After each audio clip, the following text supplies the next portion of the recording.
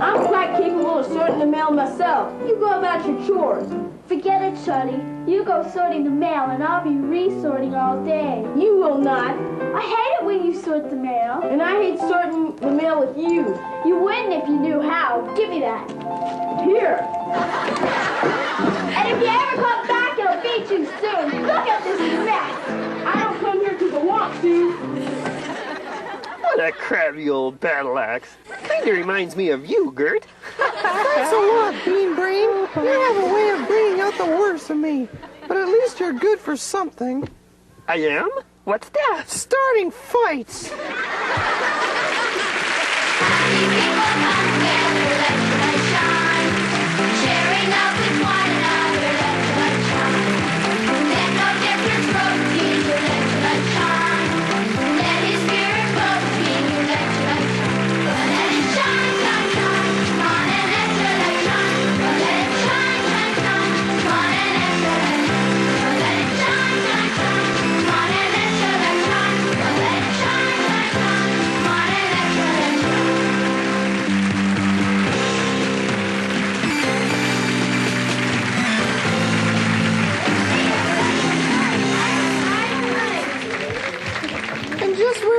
You're going, Bean Brain? To the garden. I'd rather be with the worms.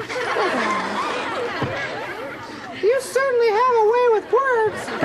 Just fighting words. Huh? But he started it. Well, you could stop the fight if you'd say something good. I could? Sure. But you don't know anything about chocolate bar drive. Sure. I'm never going to nominate you for a committee. Don't worry, I'm not doing this because I want to. It's because I have to. Yeah, but you don't know anything about organizing a chocolate bar drive. So why did you nominate me? Oh, brother. Wrong her. Wow. Say something good. It never hurts to tell somebody he's done something good. It never hurts to tell somebody he's done something great. It never hurts to tell somebody you think that he's all right, all right. It never hurts to give somebody a pat on the back. It never hurts to tell somebody he's on the right track. It never hurts to tell somebody you think that he's all right, all right. Don't go around putting people down. It won't do you any good anyhow.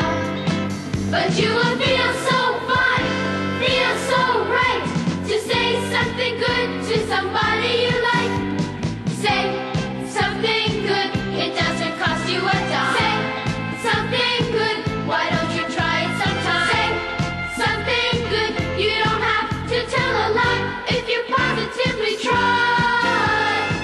It never hurts to tell somebody he's done something good. It never hurts to tell somebody he's done something great. It never hurts to tell somebody you think that he's all right, all right. Say something good, it doesn't cost you a dime. Say something good, why don't you try it sometime? Say something good, you don't have to tell a lie if you positively try. Say something good, it doesn't cost you a dime. Say something good, why don't you try it sometime? Say something good, you don't have to tell a lie if you positively try to say something good. Oh, boy. That song just sort of puts a lump in my throat. Yeah? How come? Well, I've been teasing Gert lately, and now we're fighting. I know what you mean. But how do you stop the fights once they start? If I knew, I wouldn't be out here in the garden with the worms. Yeah? Well, I'll go see Durk. Maybe he can help. See you later, Egbert. Don't you try it sometime? Say something good. You don't have to tell a lie if you positively try to say something good.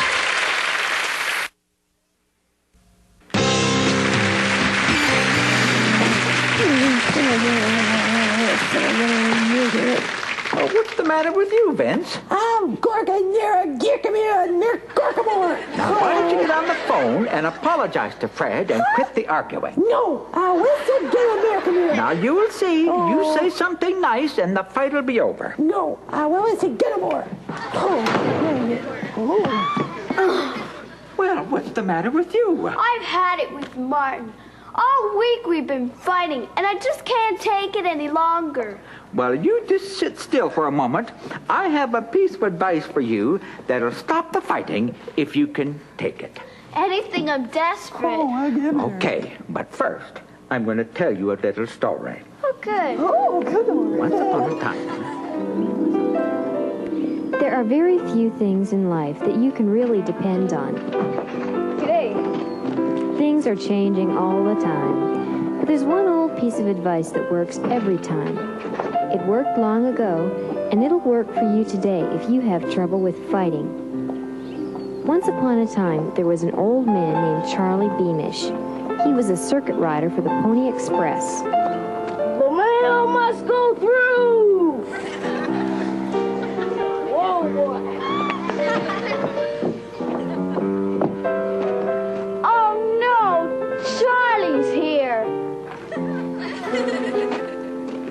Excuse me, pardon me, but you wouldn't happen to know where the post office is, would you? Hey, Charlie, over here, you old coot. What an old grouch! I'm sorry, sir. Mrs. Grady was an old grouch.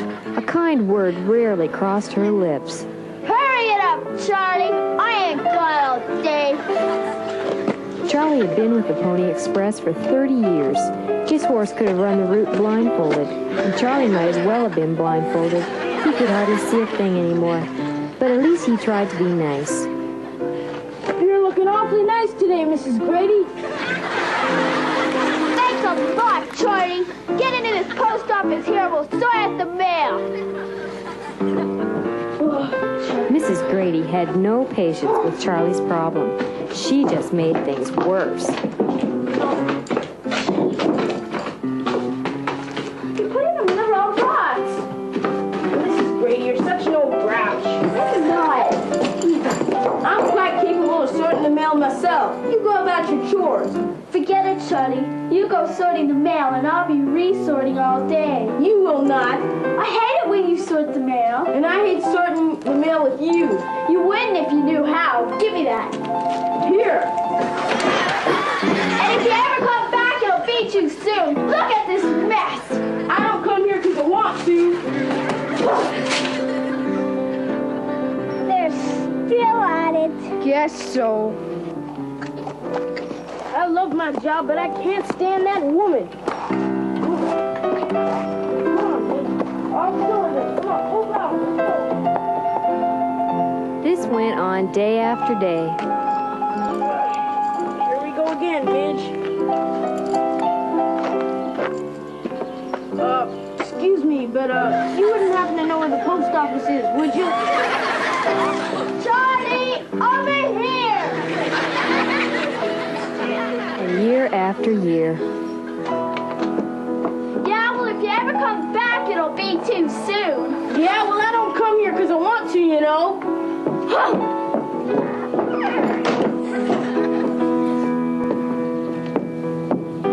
Finally, Mrs. Grady couldn't take it any longer. Reverend, I just can't take it any longer. Every day I fight with that old coot. We know. But as long as Charlie keeps bringing the mail, I'll be fighting. Not if you take my advice. Anything, I'm desperate. There aren't very many things you can be sure of in this life, but this piece of advice will work every time. You can be sure of it. Oh, please tell me. A kind word turns away wrath. Huh? If you don't want to argue with Charlie, then quit speaking fighting words to him and say something kind, and the fights will stop. Thanks, Reverend. I will. And you know what? It worked. From then on, whenever Mrs. Grady felt like she was going to say something nasty, she'd stop and say something kind. But this goes here. According to you. But this is Mr. McAllister's box. Since when? Since any nincompoop could read, that's when, Charlie.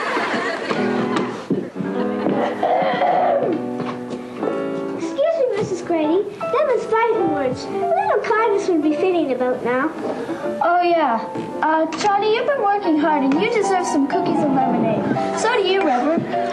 I do? Sure you do. And leave the letters. I'll sort them later. That's awfully nice of you, Mrs. Grady. And thank you for this kindness you've given me. That's all right, Johnny.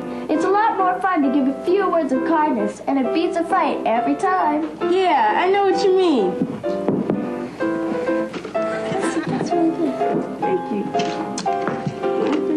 You got it, second back. So instead of lashing back with fighting words, try a kind answer, because it will stop a fight every time. Thanks, Durk. I will. That's my girl. I Okay. can't wait to get him here. So you want to apologize to Fred now? Uh-huh. Let me dial the number. Look.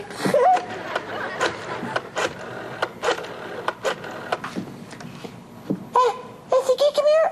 Oh, I was come here. Oh, que se gorka more.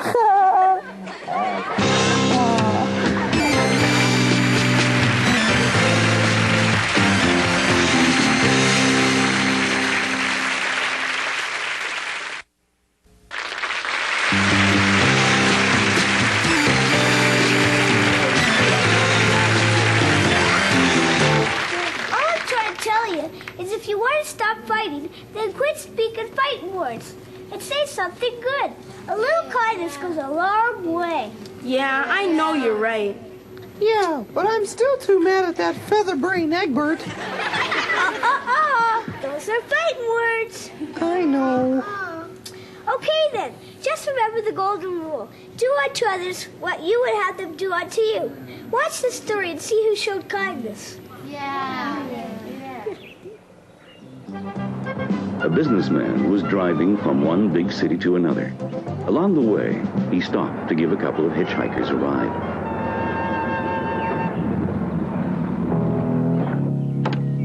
They attacked him, stole all his money and his clothes, and left him lying half dead beside the road.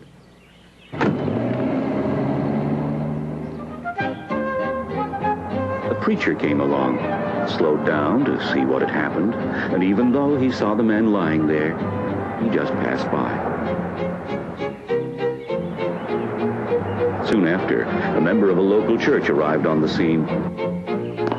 He walked over, looked at the battered businessman lying there, but then he too went on.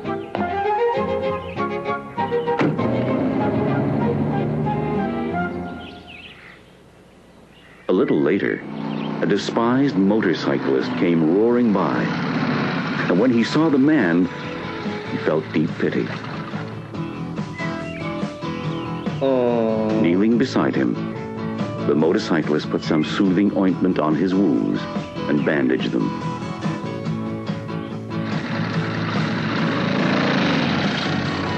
Then he took the man on his motorcycle to the nearest hospital, where he stayed with him through the night.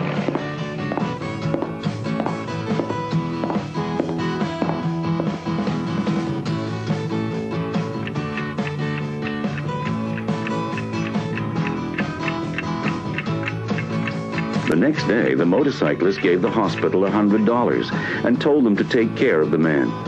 If his bills run higher than that, I'll pay the difference the next time I roll into town.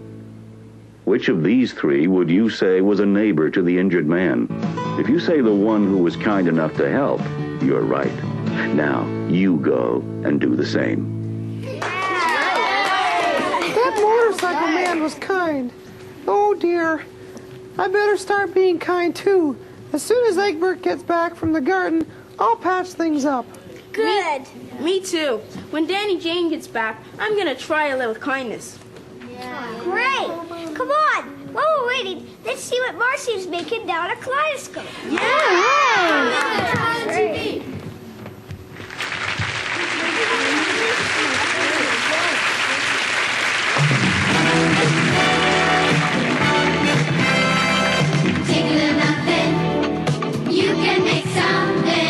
What's gonna be?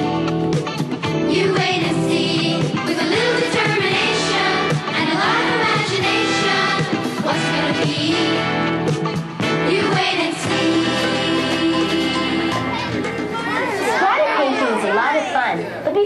try this craft at home, make sure you have permission, because it can be a little messy. Isn't that right, Sue? That's right, Marcia. What you'll need is lots of newspapers and a big table.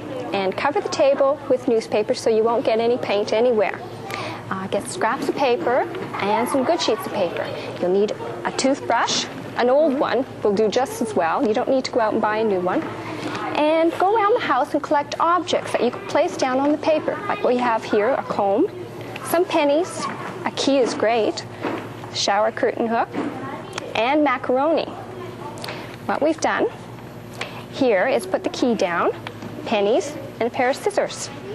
Then we took our toothbrush and dipped it in the paint, held it like this, and brushed towards us. And the paint splattered down, and you can dip in different colors and keep splattering it all over the way you want. This one here we made into a face using the macaroni. We put the long squiggly ones up here, then we used these round ones for the eyes and these straight ones for the mouth, and splattered it again like we did before. What did you cover this one with? Now this one, using stencil. We took a piece of paper and cut out a design and placed it down and splattered it. Now you can cut out all sorts of shape. Put it down and then splatter the paint. Now also using your toothbrush, there's different other things that you can do with it. You can paint with it. Here I've done just an example of colors, and using the toothbrush you can make all sorts of different brush strokes with it. There you go. Let's see what you can do. That was fun, Sue. Thanks. You're welcome. And if you'd like to get in on the fun, write, and we'll send you instructions.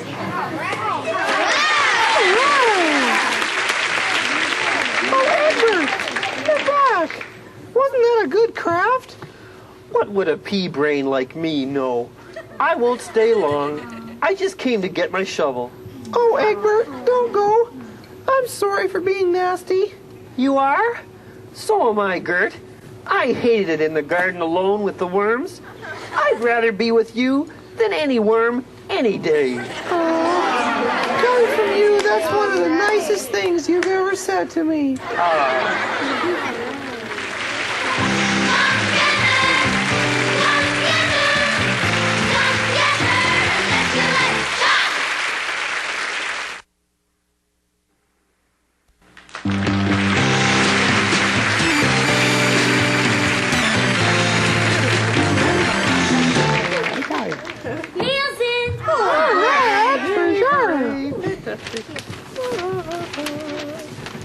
But before we read the mail, there's something I've got to say. Martin, forgive me for all the nasty things I said to you.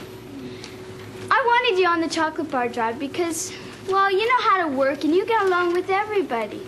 And even if you've never done it before, you'll learn fast. I will? I will. And this is going to be the best year ever. Thanks for asking me, Danny. And of course I forgive you. Come on, let's read some mail. Yeah! I've got a letter from Rodney. It says, I think your show is very interesting, especially the way you solve most of the problems that people face each day. Your show on lying helped me solve my same problem. Say hi to Gert and Egbert for me. Love, Rodney. And I've got a letter here from Lynn. And she says, I enjoy your program every week. Sometimes I feel like running away. But I know now that God doesn't want us to do that or think that nobody loves us. So now I read his book, the Bible, to find the answers to my problems. Please read this so that all the children will know that God loves them too. Your friend Lynn. That's a nice letter. That's a nice letter. That's great. I have a letter here. It says, Hi, my name is Teresa. I am 10 years old, and I live in Newfoundland. Wow, Newfoundland. That's for sure. I really enjoy your show. I have learned a lot about God and about not holding grudges and many other things, too. That's great, boy. For sure. I really enjoy learning. Maybe I'll be a religion teacher when I grow up. Wow. That's for sure. Please send me a Circle Square songbook. Sincerely yours, Teresa. Fantastic. And I have a letter from Sheila. It says, I watch your show almost every time it's on. I love the horses on the show, too. I have a horse. His name is Sundance. I would like to have one of your songbooks because I'd love to sing along with you. Here's a riddle. Why did the orange stop in the middle of the road? That's for sure. Because it ran out of juice. I've got a letter too. It's from Laura. It says, Dear Circle Square, thank you for your program. It changed my heart, and I pray it will continue. I have learned to tell the truth and to always trust in God. Oh, that's great. I am 9 years old and have 2 sisters. We all love God very much. God bless your program. Yours truly, Laura. Listen to this. It says, Dear Circle Square, my name is Jenny. I live in a small farm in Australia. I love Circle Square as much as I can. I like your singing and would like to teach other Sunday school children some of the songs you sing. When my family moves back to Australia, so could you please send me a songbook? Thanks. Love, Jenny. Circle Square wants to hear from you, too. If you'd like a songbook, write to us, because we want to hear from you. Circle Square wants to hear from you. So write us a letter. Here's our address. 2121 Station F, Toronto, Ontario. N4Y 2 and 9. Gert, there's something I have to tell you. What's that? Egbert, what did I ever do to deserve that? Oh, nothing. I'm just so glad not to be fighting. Me too. And your fights will stop, too. Just love each other back and say something good. Fantastic. Hey, everybody at home, get out those songbooks and let's sing this song. What did you say about someone who is special to you? All the nicest words are spoken, but the friends you choose. But what about the guy who doesn't look so good? And what about the girl from the bad neighborhood? Wouldn't it be great if everyone would take the hand of someone in need? Everybody join hands. Let's walk in peace. Everybody sing a song of unity. Let's forget about our differences and try to understand. We can get along together. We can learn to love each other. We can share the love of God with everyone. Everyone, rich or poor. Everyone, weak or strong. Everyone, black or white. Everyone, wrong or right. Everyone, rich or poor. Everyone, weak or strong. Everyone, black or white. Everyone, wrong or right. Everybody join hands. Let's walk in peace. Everybody sing a song of unity. Let's forget about our differences and try to understand. We can get along together. We can learn to love each other. We can share the love of God with everyone. Everyone, rich or poor. Everyone, weak or strong. Everyone, black or white. Everyone, wrong or right. We can share the love of God with everyone. Everyone.